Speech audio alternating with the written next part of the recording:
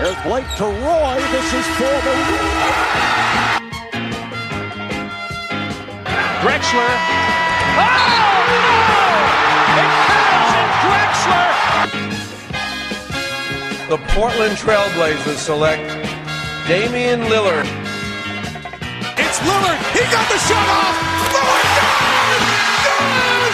And the Blazers win the series for the first time in 14 years!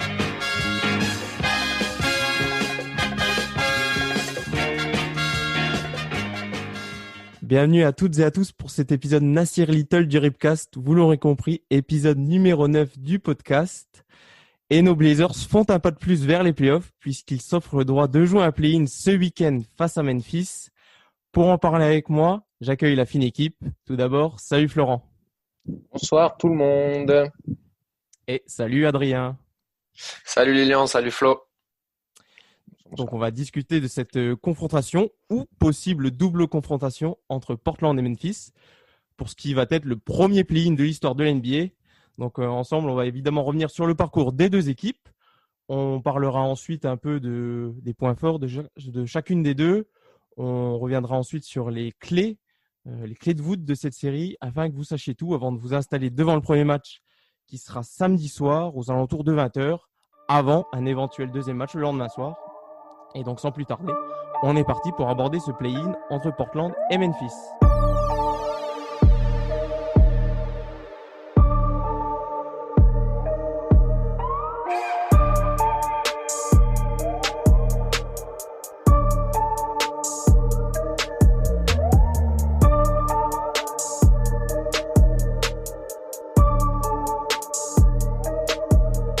Et donc avant de rentrer dans le vif du sujet, je vais rappeler le parcours de ces deux équipes dans la bulle d'Orlando. Vous le savez sûrement, nos Blazers l'ont emporté à 6 reprises et ont perdu 2 fois. Tandis que le Memphis, c'est le bilan totalement inverse. Ils n'ont gagné que 2 matchs face aux Bucks et au Thunder et ont perdu 6 fois, dont le premier match de la bulle face à Portland. Et donc on va d'abord commencer par nos Blazers, bien sûr. Et j'ai envie de dire... on va surtout parler de Damian Lillard qui a commencé timidement à Orlando en faisant un peu les montagnes russes, mais qui depuis quelques matchs est tout simplement injouable, Florent. Ah bah oui, il est absolument sur notre planète. Il est très très fort. On l'a encore vu hier avec des shoots. Enfin, surtout un très impressionnant. Sur le logo, il n'y a pas d'autre mot.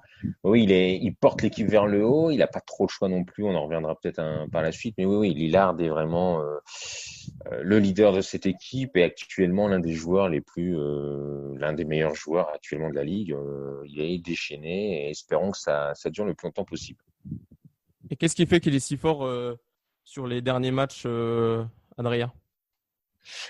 Tout simplement parce que, comme l'a dit Flo, il n'est pas aidé par ses coéquipiers, on va dire. C'est nos faiblesses défensives qui font qu'il est obligé de se démener et de pousser ses limites au bout du bout et d'aller chercher des shoots improbables. Comme on a vu hier, on l'a vu à la fin du match, il était exténué. Dame, quand Levert rate son shoot et qu'on gagne, il a même pas le réflexe de célébrer tout de suite. Il est mort. Il a les mains sur les genoux. Il est exténué véritablement. Et ça, je pense que c'est au vu de l'importance du match c'est pour ça qu'il se transcende. Et c'est au vu aussi de la physionomie des 3 derniers matchs où à chaque fois c'est des matchs qui sont tendus, où il est obligé de s'employer dans le 4e quart-temps. Enfin, même dès la reprise du 3e quart-temps. Hier, on est mené. On prend un 15-1. On prend un run de 15-1 dans le 3e quart-temps. Et on est mené dans le 4e quart-temps à un moment donné de 9 points. Et donc, il est obligé de s'employer, il est obligé de sortir toutes ses ressources. Et le niveau qu'il a en ce moment, c'est juste incroyable, quoi. C'est bluffant. On reviendra peut-être sur son état de fatigue. Ça pourrait avoir une incidence sur le play-in et d'éventuels playoffs. Mais est-ce que vous pensez que c'est vraiment on se souvient de ce match face aux Clippers que les Blazers perdent dans les dernières secondes alors qu'ils ont mené la plupart du match, qu'il n'y avait pas Kawhi Leonard en face. Est-ce que vous pensez que le petit accrochage qu'il y a eu avec Patrick Beverley et Paul George, ça l'a complètement réveillé ou au bout d'un moment, il se serait quand même réveillé au vu de la situation des Blazers? Il s'en est sûrement servi pour la motivation. Il a l'air quand même de marcher beaucoup comme ça. Il aime aussi un peu voilà vouloir prouver un petit peu à la ligue, etc. Voilà qu'il a un gros statut. Je pense qu'il a besoin de ça pour se motiver. Il s'en est sûrement servi. Il a l'intelligence voilà d'accepter le trash talking et autres et de s'en servir vraiment avec des joueurs ou avec certains journalistes, notamment Skip Bayless. Voilà, il arrive à s'en servir comme moteur de sa motivation et on sait que c'est un véritable guerrier, qu'il a quand même un mental très solide. Et puis je pense qu'il a aussi compris que voilà, dans l'adversité, c'était lui le franchise player et il a parfaitement compris et endossé le rôle. Endosser c'est bien, comprendre c'est encore mieux et le réaliser, ce qu'il fait actuellement, c'est la cerise sur le gâteau.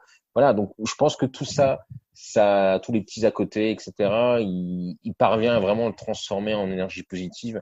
Je pense que mentalement il est très très fort et je pense d'une certaine manière non seulement qu'il sait l'utiliser, mais en plus qu'il en a besoin.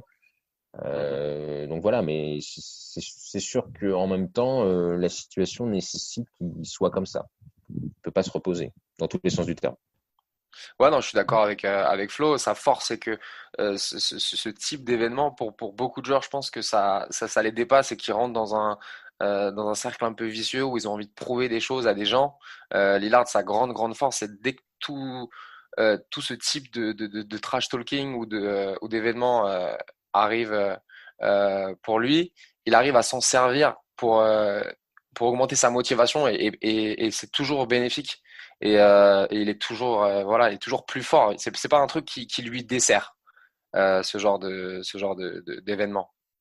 Et donc Dame va devoir encore se transcender au moins un match pour passer l'obstacle des Grizzlies, dont on va justement parler. Memphis qui a essuyé la perte de Jaren Jackson Jr. il me semble, au bout du 3e match et qui le perd pour l'intégralité de la bulle en tout cas. Qu'est-ce que ça va changer, Adrien, pour ces Grizzlies, la perte de Jaren Jackson? Bah, c'est tout simplement qu'ils perdent peut-être leur deuxième meilleur joueur, on l'a vu, hein. Ils font un beau premier match contre nous. Ils nous emmènent en prolongation et Jaren Jackson fait d'ailleurs un super match. J'ai pas les stats devant moi, mais je crois qu'il y a au moins 30 points avec des rebonds. Voilà, il est au bloc, il est un peu partout. Je pense qu'on l'a vu, hein, de toute façon, Memphis sans Jaren Jackson Jr. Dans la bulle, voilà, ils ont fini à 2 victoires pour 6 défaites. Donc sans Jaren Jackson Jr. ils sont à 2 victoires pour 5 défaites. On l'a vu, c'est très compliqué. C'est un joueur qui est très mobile, qui est adroit, qui est explosif. Voilà, il aura beaucoup servi cette saison et là, sans lui, c'est compliqué. Ça fait que du coup, la rotation, elle est plus restreinte en sortie de. Voilà, ils ont une rotation où du coup, bah, le banc, ça devient un peu compliqué. Ils ont seulement Brandon Clark et Grayson Allen et Melton, mais ça fait que du coup, il y a moins de talent à Memphis. Il y a moins de talent, tout simplement, hein. Jaren Jackson qui avait inscrit 33 points contre nous et qui avait surtout pris feu à 3 points, qui dégainait de tous les côtés. Incroyable. Et justement, tu en parlais, bah, du coup, les solutions pour Memphis, sur les 5 matchs qui ont suivi, ils ont titularisé 4 fois Anthony Tolliver, qui était chez nous au début de la saison, et une fois Brandon Clark, qui avait aussi fait un gros match contre nous. Donc, Tyler Jenkins pourrait peut-être avoir la bonne idée de le titulariser cette fois, peut-être plus souvent que sur les autres matchs. Ouais, donc, excuse-moi. Du coup, juste pour revenir à Jaren Jackson Jr., du coup, son absence, ça fait qu'il y a des joueurs qui ont pas forcément un rôle, un énorme rôle de base, qui sont obligés d'en faire plus. On pense à Dillon Brooks qui a essayé de beaucoup prendre ses responsabilités et qui, du coup, voilà, je pense que nos copains, les fans des Grizzlies, vont pas nous contredire quand on dit que Dillon Brooks fait pas une très très bonne bulle, hein. Et je pense que voilà, les mots sont encore gentils pour définir la reprise de la NBA de Dillon Brooks, mais du coup ça fait que tu as des joueurs qui ont pas ce rendement-là pendant la saison régulière, qui sont obligés d'élever leur niveau et que voilà, forcément on est dans un contexte où on a besoin de joueurs aguerris et Dillon Brooks c'est pas ce joueur-là. Quelque chose à ajouter, Florent, sur la perte de Jaren Jackson pour les Grizzlies? Bah, c'est sûr que c'est un coup dur pour eux, notamment parce que justement, c'est vrai que voilà, le remplaçant, c'est Anthony Tolliver. C'est quand même assez faiblard. Ça tombe assez mal parce que il aurait pu nous poser beaucoup de problèmes en plus à son poste et sa doublure est quand même largement un cran en dessous. Donc voilà, il a depuis quelques temps malheureusement pour eux, tant mieux pour nous d'une certaine manière, mais c'est sûr que ça permettra aussi d'équilibrer un peu plus la balance dans la raquette qui sera sans doute très importante dans ce duel. Et donc maintenant, on va se plonger. Il n'y a pas que lui non plus, hein, Tyus Jones aussi blessé, ce qui pose des petits problèmes aussi à la rotation à la main. Oh my Look at this goodness. shot by Oh Lillard. my goodness. Oh, That was from the NBA logo. oh my goodness, what a shot. You gotta be kidding me. Non, on va donc se plonger concrètement dans cette confrontation. On a essayé de sortir quelques clés qui pourraient faire basculer la rencontre d'un côté, enfin cette double confrontation plutôt d'un côté comme de l'autre. Donc messieurs, j'ai pris 3 aspects tactiques qu'on va débattre ensemble. Le premier, d'abord, pour les Blazers, il sera impératif de sécuriser le rebond défensif, puisque Portland, cette année, était l'équipe qui concédait le plus de rebonds offensifs sur la saison en intégralité, pas juste sur la bulle. Plus de 11,5 prises offensives par match pour les adversaires des Blazers. Et ça va être notamment important, même si Memphis a perdu Jaren Jackson, il reste du monde à l'intérieur. Il y a Jonas Valanciunas, le Lituanien. Il y a Brandon Clark, le rookie, qui fait une très belle saison. Et il y a du vétéran comme Anthony Tolliver ou encore Kyle Anderson qui a déjà plusieurs années dans la ligue. Donc, ça va être important pour les Blazers de sécuriser ce secteur, Adrien. Ouais, ça va être évidemment un secteur important. Je pense pas que c'est là où on va en pâtir le plus face à Memphis. Je pense qu'on sera surtout, on va surtout dominer sur le secteur du rebond. On parlait de l'absence de Jaren Jackson Jr. Ils vont perdre aussi beaucoup à ce niveau-là. Mais ouais, voilà, faudra être sérieux. Faudra éviter les problèmes de faute tout de suite, comme c'est le cas pour éviter voilà ce genre de problème. En face, il y a Jonas Valanciunas qui est embêtant à ce niveau-là, mais Anthony Tolliver, voilà, c'est pas un grand rebondeur. A priori, Terry va pas changer son 5 de départ. On va se retrouver avec un 5 Nurkic, Zach Collins. Voilà, si on est sérieux, si on est attentif, je pense que c'est un secteur qui devrait tourner en notre faveur et on ne devrait pas avoir de problème à ce niveau-là, je pense pas. La seule petite chose auquel il faudra peut-être faire attention, c'est ce que j'ai pu noter moi sur les 8 matchs qu'on a déjà pu disputer, c'est quand on amène Nurkic et Collins au large, on a du mal à sécuriser le rebond défensif parce que du coup, les deux bigs sont à l'extérieur de la raquette et bon, c'est pas forcément notre backcourt et l'ailier qui vont assurer ce rebond. Donc moi, c'est ce que j'avais pu noter. Je sais pas si tu avais eu le même sentiment un peu, Florent. Bien sûr, la bataille du rebond est toujours essentielle, toujours importante. Alors l'absence de Jaren Jackson, voilà, ça les pénalise forcément un petit peu, mais c'était pas forcément ce qu'il apportait le plus dans cette équipe. Le rebond, c'est surtout le travail de Jonas Valanciunas, le pivot lituanien. Il aime ça, il est plutôt très bon. Il va falloir le contrer, ça c'est absolument indispensable, en tout cas le cadenasser, notamment dans le rebond offensif. Mais Nurkic est capable de le faire, hein, ça va être un beau duel de pivots européens. Mais voilà, les deux aiment ce genre d'adversaire. Je pense qu'ils vont nous régaler, ils vont se régaler eux-mêmes et nous régaler, je l'espère. Et voilà, c'est en effet, il faudra verrouiller le rebond. Ça paraît indispensable. Je pense que Collins et Nurkic, et pourquoi pas un petit peu Whiteside, ont les outils pour contrer Jonas Valanciunas et pas laisser prendre la confiance ni laisser prendre le rebond parce qu'il est capable quand même de gober du rebond et ensuite de faire assez mal. Hein. Et nous, pourquoi pas Et Melo. Oui. Ouais, pourquoi pas Melo aussi, c'est vrai. Ouais. Il y aura du boulot, mais pourquoi pas. Et donc maintenant, on va un peu s'éloigner de la raquette. C'est pas Anthony Tolliver qui va nous faire chier quand même. Non, je pense pas. Je pense qu'il a gardé un bon souvenir de son passage à Portland. Et maintenant, en parlant d'Anthony Tolliver, on s'écarte un peu de la raquette et justement, il va falloir s'attacher à bien défendre le 3 points pour Portland. Memphis, c'est une équipe qui aime plutôt bien prendre des shoots à 3 points, notamment avec ses shooters, Dillon Brooks, Melton, Grayson Allen et même Ja Morant qui s'y met de plus en plus. Et surtout que Portland, quant à eux, c'est l'équipe qui concède le 2e plus haut pourcentage de la ligue à 3 points sur toute la saison. Donc, il va falloir bien défendre tous les guards des Grizzlies, Adrien. Ouais, après, Comme tu l'as dit, c'est notre gros problème. On ne cesse de le répéter. Après, ils ont des gâchettes. Ils ont Dylan Brooks qui a bien briqué pendant cette reprise et ces 8 matchs, mais qui peut mettre dedans. Il a mis 31 points hier contre Milwaukee. Il est capable de mettre dedans, on le sait. Voilà, pur produit de l'Oregon. On espère qu'il va pas être trop dur avec nous. Ja Morant, c'est pas un sniper, mais Kyle Anderson, Anthony Tolliver, Grayson Allen, voilà, de toute façon on est en NBA, il y a des mecs qui savent shooter et forcément qui vont jouer sur nos faiblesses, et notre grande faiblesse c'est le shoot à 3 points. Donc va falloir défendre plus sérieusement, mais ça on le dit depuis des mois et des mois, qu'il faut mieux défendre. Donc à un moment donné, ça gérait de le faire et pas toujours compter sur un Damian Lillard stratosphérique pour essayer de gagner le match. Si on pouvait s'offrir un play-in contre Memphis avec enfin un match sérieux de A à Z défensivement, offensivement, et on pouvait gagner un match de plus 10, plus 15 points, ce qui n'a pas été le cas sur les 8 matchs de la bulle. On gagne de 10 points contre Denver et encore ça se joue dans la dernière minute. Sinon, c'est que des matchs coup près, c'est que des matchs où on repose sur un énorme Dame ou alors un gros shoot de Melo ou un gros shoot de CJ. Si on arrive à bien défendre le 3 points, on peut s'offrir un match facile et on peut s'offrir les playoffs tout simplement. Ouais, je suis pas inquiet moi sur l'histoire des 3 points. En effet, c'est pas notre spécialité. Maintenant, Memphis, c'est une équipe qui en prend pas tant que ça, tant mieux pour nous. Ils sont plutôt ça doit être l'une des 5-6 équipes qui en prennent le moins.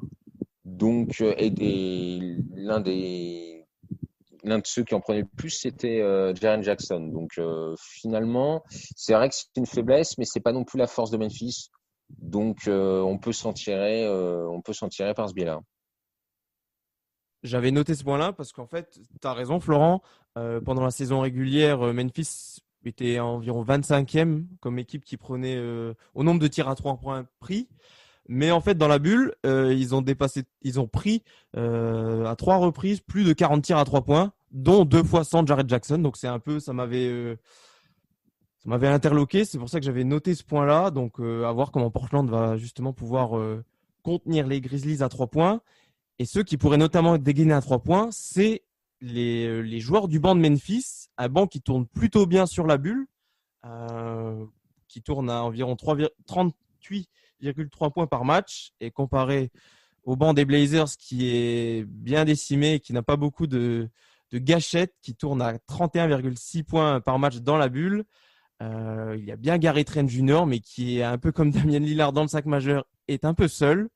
On a eu des flashs de Mario Hezonja, on a eu aussi des flashs de Whiteside, mais les deux n'arrivent pas forcément à contribuer avec consistance. Et donc Florent, est-ce que Portland peut réussir à remporter cette bataille du banc? Elle le doit. Est-ce qu'elle le peut? Je sais pas, mais en tout cas, elle le doit. Mais est-ce que c'est un impératif pour gagner face à Memphis? Peut-être pas forcément. Alors, Memphis est un peu dans la même situation que nous aussi. Ils n'ont pas non plus un banc qui est très très fort. Donc, ça s'équilibre un petit peu. Mais le problème, c'est que ça peut être le facteur X des deux côtés. Il peut y avoir un joueur qui sort un peu du lot des deux côtés qui peut exploser. On en reparlera aussi. Il peut y avoir le côté pile ou face de Dillon Brooks. Mais ça peut être le facteur X des deux côtés, mais je pense que la priorité sera quand même de se focaliser sur le 5. Je pense pas que je pense pas que notre banc nous fera gagner et que le leur les fera gagner aussi quand même. Je pense que ça va être avant tout une bataille de 5. Les coachs seront peut-être aussi un peu frileux de faire jouer un peu le banc, surtout du côté de Memphis, parce que pour eux c'est quand même un match coup près. C'est d'ores et déjà un winner go home, donc je sais pas non plus si il y aura la prise de risque de faire jouer un joueur du banc. Je pense que Taylor Jenkins va quand même peut-être jouer la sécurité, mais il faudra voir. Mais voilà, on va pas se mentir, c'est pas les deux meilleurs bancs de la ligue, donc je pense pas que ça va jouer énormément là-dessus et des deux côtés, sauf vraiment si l'un des deux commence à s'enflammer. Mais je vois pas trop qui du banc de Memphis ou qui du banc de Portland puisse vraiment faire la différence. Alors après, il y a le facteur Gary Trent. éventuellement de notre côté, mais peut-être qu'il aura un temps de jeu important selon l'état de physique de McCollum. Pour prendre la parole, on a une rotation qui est quand même très réduite. On n'a pas beaucoup de joueurs qui jouent beaucoup dans la rotation. Simons a eu très très peu de minutes. Ezonia, comme tu l'as dit, il a des flashs, mais il n'a pas des minutes consistantes. Whiteside joue des minutes en sortie de banc. Gary Trent joue des minutes en sortie de banc. On n'a pas de vrai banc en fait. C'est toujours des 5 un peu remodelés avec Lillard, avec McCollum, avec Nurkic, Collins. C'est toujours un peu des 5 un peu remodelés. Je pense que la bataille qu'il va falloir gagner, c'est la bataille sans Lillard sur le terrain. Je pense que c'est pas impératif de la gagner, mais je pense que c'est impératif de pas la perdre. Là où on est mauvais sur le terrain, c'est quand Lillard il est sur le banc, tout simplement. Et je pense que faut surtout pas qu'on prenne l'eau quand il n'y a pas Lillard sur le terrain. Et je pense qu'il faut qu'on arrive à tout simplement les contenir. Et après, quand on a Lillard sur le terrain, c'est là qu'il faut qu'on leur mette une saucée, qu'on passe à plus 10-15 et essayer de tout simplement contenir quand Lillard il est pas sur le terrain. Après, il revient, il met un coup d'accélérateur pour s'offrir un match facile. Comme tu l'as dit, c'est pas les 2 bancs les plus prolifiques de toute la ligue, mais je pense qu'il y a quand même plus de qualité en face. Et je pense qu'il faut surtout ne pas prendre l'eau et les contenir plus que gagner impérativement cette bataille du banc. Ouais, Memphis a peut-être un peu plus d'armes par rapport à nous. Ils ont un Grayson Allen qui se révèle plutôt sur cette bulle. Ils ont un Brandon Clark qui peut contribuer. Alors que qui nous avait déjà fait mal. Ouais, bien sûr. Et alors que chez nous, il y a vraiment que Gary Trent Jr. qui là s'impose comme vraiment le 6e homme de l'équipe. Derrière, on peut pas forcément compter sur des points entre guillemets assurance tout risque. Donc voilà. Et si tu t'en parlais, Adrien, si on veut éviter de perdre le moins possible quand Lillard sort, il va peut-être falloir que McCollum se réveille sur ces 2 matchs. On sait qu'historiquement, il est plutôt bon face à Memphis. Au contraire de Lillard qui a souvent eu plutôt des difficultés face aux Grizzlies. Et donc, c'est peut-être surtout le réveil de CJ qu'on attend ce week-end. Ouais, tu l'as dit, il est plutôt bon historiquement contre Memphis. J'ai même envie de dire que McCollum est plutôt bon dès que ça compte en fait. Même encore hier, on l'a critiqué et à juste titre parce que défensivement, il n'est pas là pendant 48 minutes. Même s'il démarre très très fort son match offensivement, après il y a un gros trou où on le voit pas, où Dame lui offre 2 shoots ouverts où il fait 0 sur 2 dans des shoots très très importants. Il fait 0 sur 6 hier à 3 points CJ McCollum. Mais encore une fois, quand Dame il est exténué et quand il se bat pour récupérer un ballon juste après sa perte de balle qui reste 50 secondes, on donne la balle à CJ et c'est CJ qui met le dagger pour nous faire gagner. CJ McCollum, on aura beau le critiquer autant qu'on veut, il est toujours là quand ça compte et il est toujours là pour mettre des gros shoots. Et en témoigne le premier match de la reprise contre Memphis. CJ McCollum, il est monstrueux contre Memphis, que ce soit en fin de 4e quart-temps et même pendant la prolongation. Donc moi, j'ai pas de doute sur le fait qu'il sera là offensivement et qu'il sera là pour mettre des gros shoots. Maintenant, ce qu'il faut lui demander, c'est aussi de défendre un peu. Parce que hier, honnêtement, au premier quart-temps, hier, c'était très compliqué, CJ McCollum. Après, il y a un facteur sur lequel il faudra compter aussi, c'est sur son état de forme. On a vu passer des rumeurs comme quoi il avait une petite fracture au dos. Qu'est-ce qu'on peut dire là-dessus? Pour l'instant, on n'a pas trop d'indications. On sait que voilà. Et en tout cas, il n'a jamais été question de le reposer ou de le sortir ou de ne pas le faire jouer tout simplement. Donc c'est que ça ne doit pas être bien grave. Maintenant voilà, CJ c'est un match coup près, on va avoir besoin de lui et j'ai pas de doute sur le fait qu'il réponde présent en attaque en tout cas. Là où je vais être plus dur avec lui, ça va être défensivement. Et défensivement, CJ sur la dernière action contre Caris LeVert, il est pas loin d'être irréprochable. Hein. Il le contient plutôt bien et voilà, il peut le faire. Il faut qu'il le fasse. On a besoin de ça. On a besoin d'un CJ McCollum qui pèse sur un match autrement que par son shoot et par sa création de shoot. On a besoin d'un grand CJ McCollum sur ce match-là et je pense qu'on aura un grand CJ McCollum sur ce match-là. Toi aussi, Florent, tu penses qu'on aura un grand CJ qui va un peu se réveiller face aux Grizzlies? C'est compliqué avec McCollum parce que l'envie, là, ça, j'en doute pas. Mais malheureusement, il est quand même handicapé par sa blessure. Et ça l'handicape quand même beaucoup. ça peut être, ça va être très compliqué. C'est vraiment, il faudra enfin, là, c'est plus du domaine du médical que sportif, mais est-ce qu'on aura besoin de lui assurément? Mais je sais pas comment il va pouvoir assurer la chose parce que il est quand même enfin, il est quand même bien embêté et ça se voit quand même. Après, s'il s'enflamme, c'est sûr que c'est très bon pour nous et que ça va être compliqué pour eux. Mais voilà, ça peut être l'une des clés du match aussi, ou plutôt de la série. C'est l'état. Il y a l'état de forme de Lillard et il y a l'état de santé de McCollum qui seront deux éléments importants. Je comprends Mais pas, je comprends pas bien son état de santé à McCollum, on sait pas trop parce qu'il a aucune limitation de minutes. On a un joueur comme Gary Trent Jr. qui est la sensation de cette reprise de la NBA et on n'a pas forcément besoin, c'est pas vital d'avoir CJ McCollum sur le terrain quand t'as Gary Trent Jr., quand t'as Carmelo Anthony, quand t'as Zach Collins, quand t'as Yusuf Nurkic et pourtant il a un temps de jeu similaire au début de la reprise. Donc je comprends pas. Est-ce qu'il est vraiment touché? Moi, je sais pas, j'ai pas l'impression. Et s'il est vraiment touché, je pense qu'il n'y a pas besoin de prendre des risques. CJ McCollum est un joueur très important pour les Blazers. CJ McCollum n'est pas vital, surtout quand tu as l'éclosion de Gary Trent Jr., je trouve. Je pense qu'il est légèrement diminué et un peu comme tous les joueurs NBA, il joue en serrant les dents. Après, le seul point où je pourrais rejoindre Florent, où on voit qu'il est peut-être un petit peu en méforme, c'est notamment sur son tir à 3 points.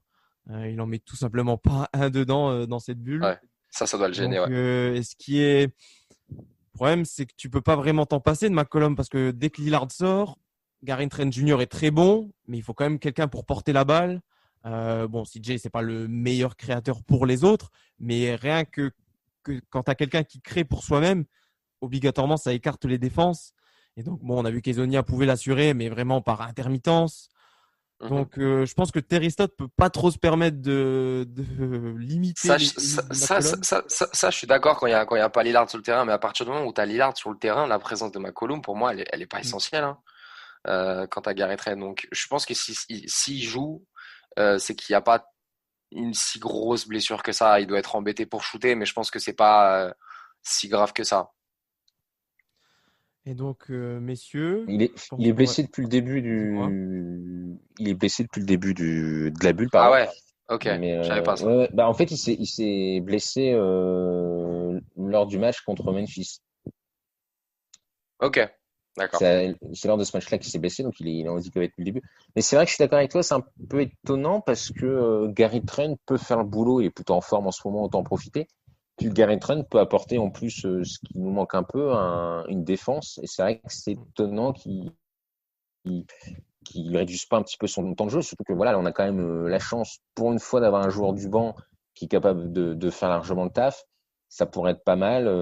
Et contre Memphis, par exemple, apporter de la défense un petit peu, ça pourrait être utile face aux extérieurs notamment Morant, face aux extérieurs de Memphis. Ouais, Morant, d'ailleurs, que JTJ avait bien cerné aussi pendant le premier match avec un gros chase down en fin de match. Mais oui, totalement d'accord. Je pense qu'il faut encore plus responsabiliser JTJ et qu'on n'a pas besoin de forcer sur le dos de McCollum. Parce que les deux menaces principales seront peut-être quand même Brooks, alors, qui a fait un dernier très bon match, mais qui avant avait été pas mal décrié. Là, il a l'air d'avoir recadré la mise. Et Morant. Donc, si sur les deux, on pouvait au moins y mettre un bon défenseur, et donc Trent, qui est sans doute le meilleur de tous nos extérieurs, ce serait bien inutile. Donc, je pense que voilà, peut-être quitte à économiser un petit peu au début McCollum et à le faire jouer un peu plus en fin de match dans les moments clés, mais peut-être donner du temps de jeu à Gary qui est en forme, autant en profiter. Et peut-être pour terminer sur le point McCollum, le souci, c'est peut-être pas de faire jouer plus Gary Trent Jr. parce que quand on regarde ses minutes, il a quand même enchaîné de gros matchs. On voit 34, 35, 36, 35, encore 34, 36 et même 37 minutes face aux Nets. Le problème, c'est que Terry Stotts n'a pas l'air décidé à faire jouer plus Anthony Simons, à faire jouer plus Mario Hezonja, et on le comprend parce que l'enjeu est de taille. Donc, McCollum va certainement devoir serrer les dents jusqu'au bout, et même plus si playoff il y a. Donc voilà, on va voir ce que ça va donner face à Memphis. On espère que Portland va pouvoir régler ça en un match, puisque les Blazers, en sécurisant la 8e place, n'ont besoin que d'une seule victoire, tandis que les Grizzlies vont devoir l'emporter par 2 fois.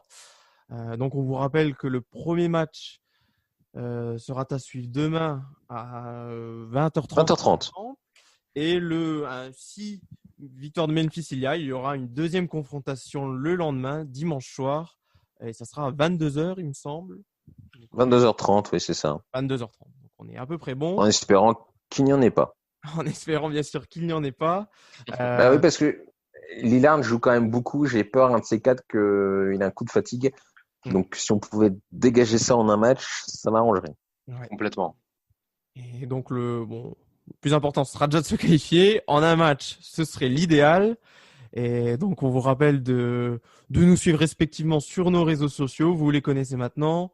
De nous lâcher des commentaires sur Apple Podcast, de nous lâcher 5 étoiles, tout ce que vous voulez pour que le podcast continue à grandir. Et on vous dit donc à très vite en espérant être cette fois définitivement en play-off et pouvoir faire une potentielle preview de premier tour. Bye bye. Ciao. Ciao, ciao, à bientôt.